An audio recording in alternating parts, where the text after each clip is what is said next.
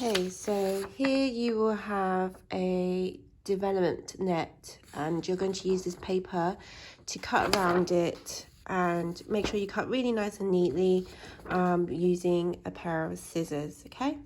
And I'm going to show you how you can do that.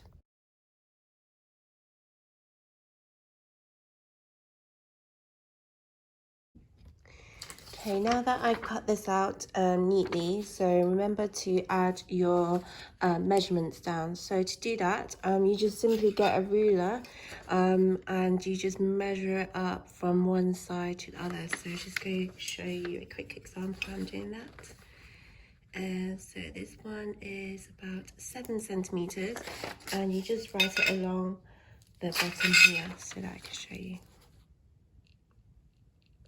And then you want to do that on every area as well, okay? Okay, so anything with these dashed lines, it basically means you need to fold it. Anything with a thick outline, basically we need to cut around it. So that's what we did earlier on. So here you can see there is an outline here. That means we will need to cut around that. And here means that we will need to cut a hole for the window as well. So I'm going to show you how you can sort of achieve that using a pair of scissors. So essentially, if you want to make a hole, you don't bend it, you just kind of like, don't fold it, but make a little bend.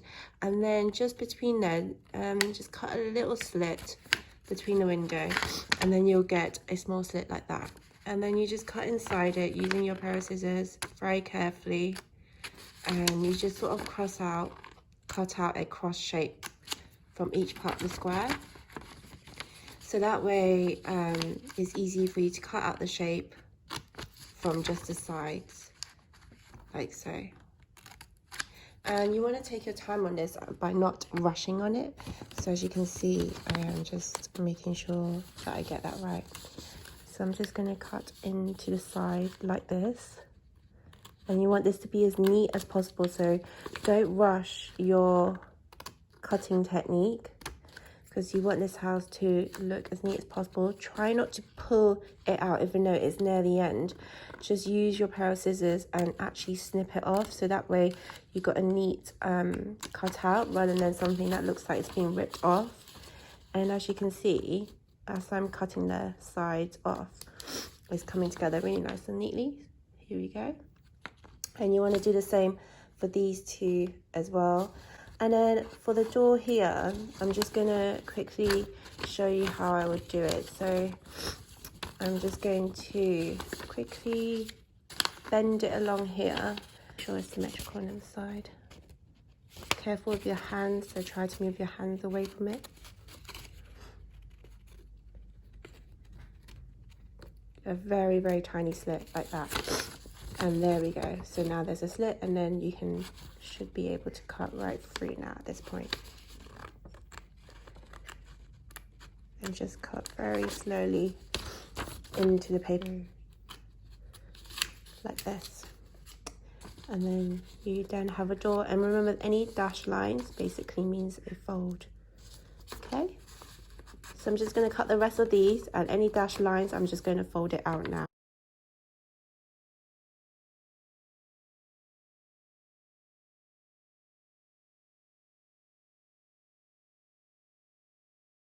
These things on the side is called tabs, and the tabs basically needs to stick to the shape that folds next to it.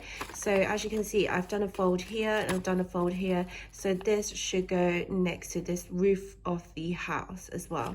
And the same goes along here. If you look at the bottom of the house, this tab would basically need to stick along the bottom of the base of the house. So you can basically use a glue stick. So you could just put a bit of glue stick on the side and stick it down and press it down gently. I don't have any glue stick left from where I am now, but I'm going to use some double-sided tape to do that. But if you have glue stick, that's an easier option to go with. Okay.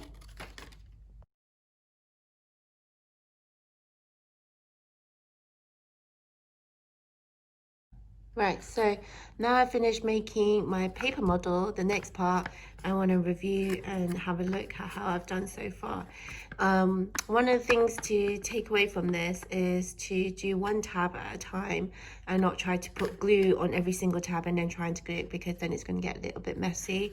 The other thing is you could be mindful of is how you're sticking the pieces together, because it can you need to make sure it's aligned and it's straight, so that way your structure of your house will be nice and strong and stable. So just be careful how you start off.